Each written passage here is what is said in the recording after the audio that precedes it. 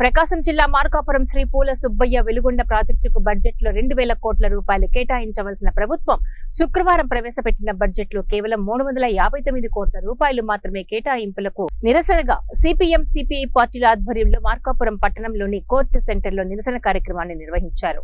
ఈ సందర్భంగా రాష్ట్ర ప్రభుత్వం ప్రవేశపెట్టిన బడ్జెట్ కాపీలను దగ్ధం చేశారు. వెలుగొండ ప్రాజెక్టు పట్ల కూటమి ప్రభుత్వం నిర్లక్ష్యం నశించాలని, బడ్జెట్లో 2,000 కోట్ల రూపాయలు కేటాయించాలని, నిర్వాసితులకు R&B ప్యాకేజ్ వెంటనే చెల్లించాలని, మొదటి టన్నెళ్ల ద్వారా 2025వ సంవత్సరం వరద సీజన్ కి నీరు విడుదల చేయాలని కార్యకర్తలు పెద్ద ఎత్తున నినాదాలు చేశారు.